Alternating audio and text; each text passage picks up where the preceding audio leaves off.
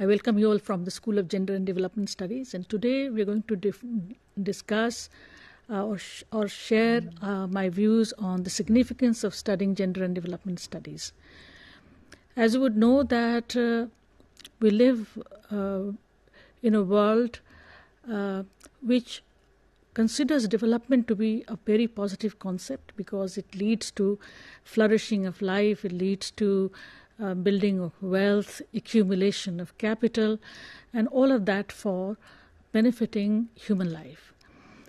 But gender and development studies as a field looks at the economic concept of development, which is very much closely aligned to a process of modernization in which human resources and natural resources are used to produce wealth in economic terms, also in social terms, a little bit differently because development is not a neutral concept for gender studies. As I began by saying that we are today going to discuss the significance of studying gender and development studies, so which means that there is a perspective, a gender perspective on development that we must look at today. Let me begin by saying that the capitalist economy within which we live requires constant development, constant improvement in life, in human life. And it is shown as, it is actually underlined by and shown as progress that human beings make by cultivating natural resources and human labor, by creating wealth in the society in such a way that everyone benefits. But we found out, and if you want me to reflect on a little bit on the history of the development of this discipline, which is called gender and development, I'll tell you that from 1950s, that era in 1950s, a lot of reflection took place as far as the role of women in the economy was concerned. There were from 16th century onwards, the world was developed by men in a way, and all the concepts were seen as neutral, gender neutral, whereas they were basically concepts that arose from men's world. And I am not talking about in a derogatory manner about this, but simply pointing out the historical facts. One of the elements or constituent elements of that kind of worldview was that development is for everyone and that everyone benefits from whatever the fruits of developments are. But women began to question all of this. From the early 19th century, feminist movement began in the western part of the world, and women began to question some of the central concepts which constituted that world. The concepts such as, and these are called bourgeois concepts, liberal concepts, such as equality, liberty, justice. And on all accounts, it was found that women were not the beneficiaries of these concepts. Like they did not enjoy equality in terms of education, in terms of political participation, in terms of betterment in health. All of these things were found to be not really applicable to women. So what was wrong? Then they began to reflect whether their contribution in constructing this world was in any way short or was not enough. And what was found out was that women participate in the economic activity of the society. And their participation is simply not underlined and not made visible because the discipline itself, the discipline of economy, which gave rise to this concept of development, did not include women as subjects of development. So whether in terms of their contribution in developing the society or in terms of beneficiaries or subjects who would benefit from the development process was simply missing. This was the reason why deep reflection began within the field of economics and social and political theory in sociology. All of that began to be changed. And in the western part of the world, 1960 and that whole era, 60s, was a very radical time where a lot of old views were questioned. People revolted, students revolted. They wanted a new system. They wanted more equal distribution of wealth, more freedom, and they wanted notion of justice to be reevaluated. It is in the wake of such upheaval that Esther Bostrip, who was a researcher in the development sector, wrote a book called the Women in the Development. And economic development, the role in economic development was questioned in that particular perspective. And she pointed out that the process of development has differential benefits. That is to say, development did not benefit women as much as it benefited men. So which meant that there was a difference in the outcome of development. And that gave rise to a very important decision that United Nations made. And it, in fact, wanted to start an era of women's empowerment and development.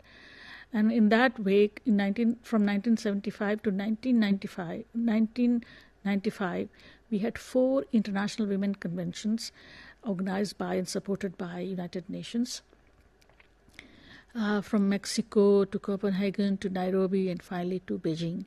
And in these years, all the important policies were made in favor of a gender-sensitive development that this world must have. First of all, because it was through study. Bostrup's work also pointed out, in terms of women's participation in economic development, that women actually they did contribute, and wherever they contributed, it made a lot of difference to the development, economic development, social development. Also, in terms of political development, if women were included and if their role was accepted, the outcome was much better. So this triggered what I would say is an international acceptance, not only acceptance of women's role in the development. So if I have to historically pinpoint which is the beginning of the development of this discipline of gender and development, I would say early 50s. And by the time in 1970 Bostrup's writes her work, it became kind of a document for everyone who was interested in the field of gender and development to refer back to its findings. So let's say that from 1970s there was no looking back. Now, what is the significance? Since this discussion is about the significance of gender and development studies, the significance is that the liberal concepts of equality, liberty, and justice became more humane. It acquired a kind of universal structure, and it was made morally and economically and socially necessary for these concepts to acquire or to self-realize themselves through their universalization. Human rights, development of human rights, for example, it is very important in the history of women's movements all over the world, and for this discipline of gender and development studies, because it was this language of equality and rights, of justice and freedom that began to recover the lost and invisibilized status of women in the society. They were living in the society as if not as real persons, but as shadows of other important subjects like masculine selves that ran the world. Once their subjecthood was recognized and it was realized that justice can acquire meaning only if it also includes women, from that time onwards, development models, because of the gender assertions and perspective, became morally obliged to be inclusive. So, today we live in a world where there is a recognition not only of women as subjects, but different kinds of sexualities. And the meaning of gender also has changed quite a bit because it includes other genders. What I mean to say is that the significance of inclusion of women into this entire way we produce and reproduce our lives and our means of livelihood, it is for all of us to benefit from recognition of all kinds of contributions men and women and other genders make. It makes our world more liberal, it makes our world more equitable, and it actually creates a kind of a healthy balance in human life. But of course, you will think that there is still so much violence. Gender violence is a reality of our lives. It is only now that we can talk about gender violence because we have a perspective which has developed in this discipline of gender and development studies. It is because of legitimacy that inclusion or inclusive development has acquired in the minds of men and women and policymakers, that we can pinpoint certain kinds of violence which actually used to be accepted as the destiny of women and other genders. Today, these kinds of violence are questioned, and they are rendered illegitimate, and there are various kinds of policies that have come up. The state is now a kind of a state which is more alert to inequalities, to injustices, to violence, to rape. Today you'll find that all these things are not acceptable. I think it is because of the contribution that men and women, writers, academicians, practitioners, they have made by their writing, by the policy suggestions, that this field has been able to develop as a very important field, and people working in the areas of gender have a real chance in the real world. That is to say, lot of learners, they want to know the opportunities that they will have if they study this course. It is not only these kinds of things that make this field of gender and development studies significant. It's not only job opportunities. It is a transformation of life itself that we lead. It is very important to understand that a happy life, a balanced life, is better than an unhappy life and a violent life. And that we do not blame some supernatural entities for the problems that we face. We look at ourselves, our own human behavior. We look at our own practices, the way we have constructed our world, the way the structured reality of our world basically can be understood, and it can be rectified. So it allows us to change our societies. One of the other important aspects of gender and development studies is that it is radically transformative. And it is transformative not as an imposition. It is a kind of a discipline which allows you to critically understand why one is in a situation that one is, because you have critical tools. The critical view of reviewing our life in the light of concepts generated within this field of gender and development studies. Let me quickly discuss with you all some concepts that give us a lot of hope.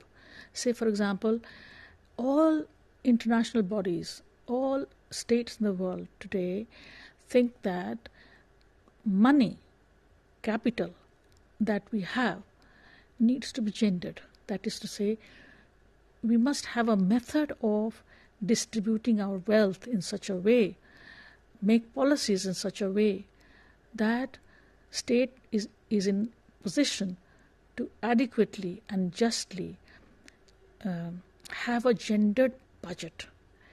Gender budgeting is a very important concept because it deals with the distribution of national wealth and relegates that wealth in a distributive manner for specifically to help women and other genders better their conditions. In a similar way, gender budgeting, gender mainstreaming, that is to say, from the time we think about how to bring equality in our societies, we begin to think through the equality I mean, it's not at some midpoint or something that we decide that we should have this particular amount of money dedicated to the development of women and children. It is thought through from the very beginning. That is to say, the process, the thinking process itself gives rise to new policies, and it affects how we distribute our wealth, because we also pay attention to how this wealth has been generated. People who have contributed towards the development of the wealth should also be adequately compensated for it. I mean, you know that it is because of this field of gender and development studies that women's contribution in the running of the society, in the creation of the wealth, has led to re-evaluation of women's labor. Right? Today, the fact that women participate in the production of wealth, it is measured through a process of what is called female participation in the labor force. Every year, 2 years, 5 years, we keep on having reports which says that women's participation in labor force has either increased or decreased. The latest report shows that labor force participation of women in the agriculture sector in India has actually increased, whereas in the urban sector it is more or less stable. Now, it is because of this field, this discipline that exists, that we in fact take note of this fact.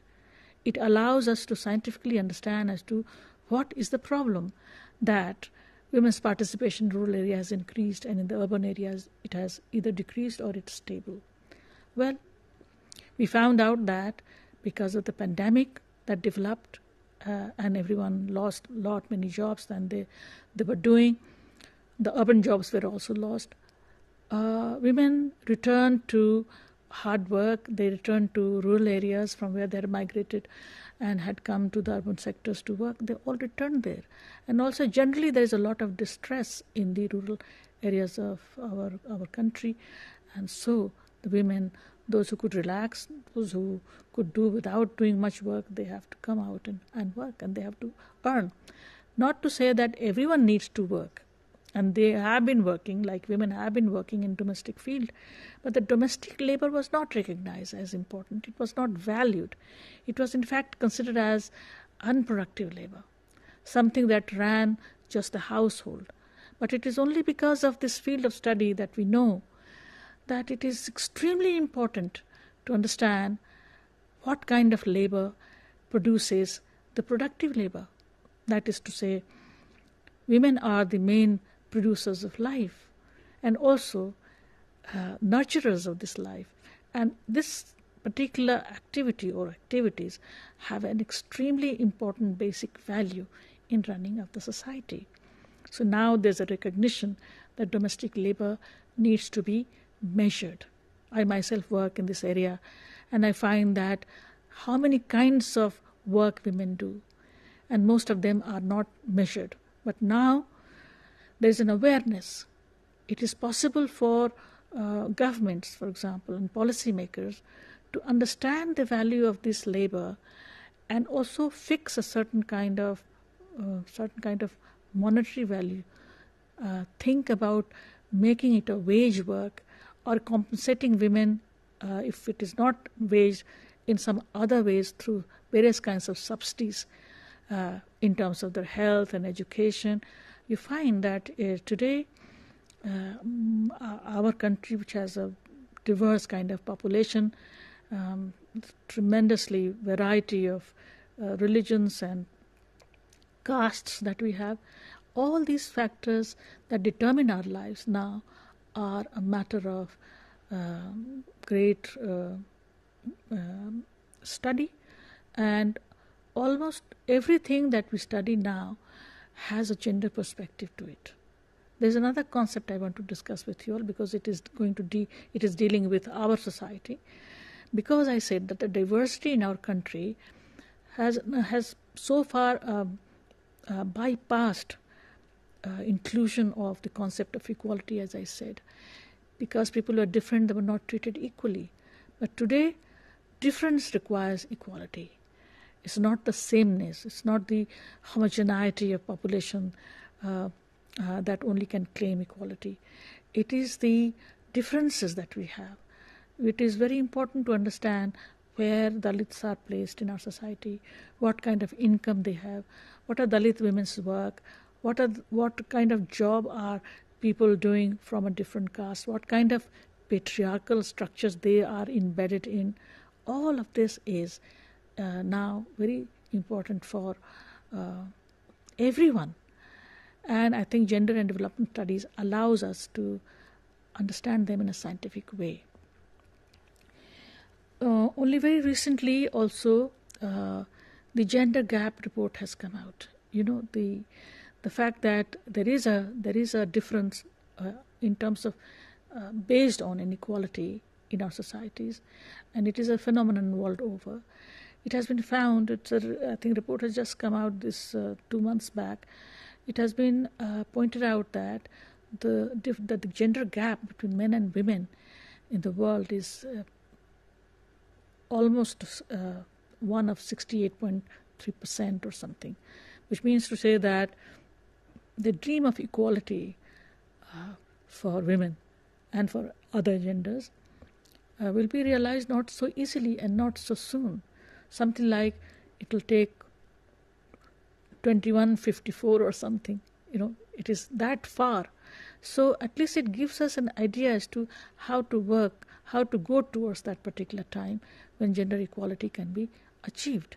This gender gap in terms of men having more education, women having less, more women being illiterate, less men being illiterate, more women working in domestic field, less men working in domestic field, many women, 80% women working in informal sector, and not so many men in the informal sector. So these structural inequalities can be now studied and can be fixed. That is the hope. So we have international treaties, we have international covenants, like SEDA is one concept which talks about all kinds of inequalities and injustices women face in the world. It's a matter of great interest of international law, International Labour Organization, International Human Rights Organization, to take deep interest in gender differences and to find ways and make policies to bring these gaps closer. In the recent election in India, it has been found that the number of women who are elected to the parliament is less than before. So it's a matter for all of us to think as to why less women have been elected to the parliament. Now there is a great interest in promoting women to higher levels of administration. It's now corporates also. In the corporate world, you'll find that there is a concern for gender promotion and promoting women to the position of directors, executives, and all that. It is very important that women should be in those positions to be able to make sensitive policies for the upliftment of women, also for the national development of our economy. We live in a global economy at the moment. It's a new liberal model where maximization of profit is very important, and it requires technical skills to be able to generate that kind of profit. So keeping this in mind, it is very important that women should acquire skills, technical skills, to be able to work in the sector of development, to be able to work in the corporate world. And so the education is again very, very important aspect of gender and development studies. All of these factors, they lead to or they contribute towards a situation where empowerment of women can take place. Empowerment is nothing else. It's like being able to do things that women want to do in an economy, within an economy, in a world which is changing fast and which requires certain kind of education, which requires certain kind of health awareness, nutrition. When I'm telling you all these things, you must be thinking that because it's a reality that indeed there is a problem as far as malnutrition of children, malnutrition of women are concerned. So it is a job of the state, it's a job of the markets, it's a job of the policymakers to see these inequalities, to work towards making these inequalities less significant in the lives of development of a nation, allow women to prosper, allow them to become entrepreneurs, because each and every individual, men or women or of other genders, they are born with certain capacities, and these capacities are developed in the society. These capacities are honed by specialized focus and attention that state gives. And so you'll find that today a lot of self-awareness is around for women to educate themselves.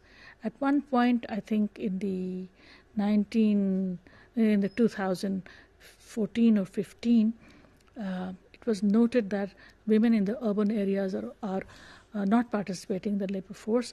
And the reason was that they all wanted to educate themselves, upgrade their skills. That is why they had taken kind of a backseat in terms of participating in work. So you can see that there is an intense desire on the part of women to improve their position and their lot.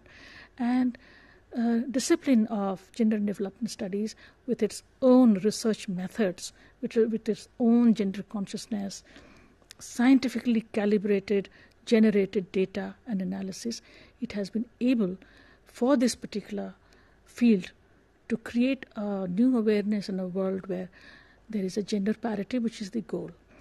I think anybody who understands this subject will be able to fit into this new world much easily. Job is not going to be a problem. You can work with international organizations, you can work in the universities, you can work just about everywhere in the ministries. Everywhere there is an attempt to close the gap between genders in terms of inequality, and it is the equality and justice that is the saving concepts and are very important for gender and development studies. I hope you understood what I was trying to tell you. Significance of gender and development studies, an important area to understand and to be able to grasp and join us in studying this field. Thank you so much.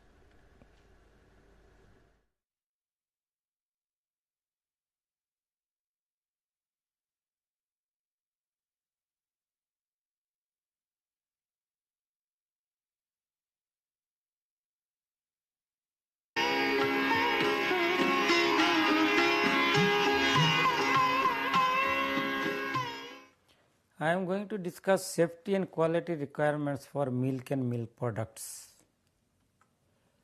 Milk is a highly perishable commodity. All safety measures must be taken at all stages of its supply chain, from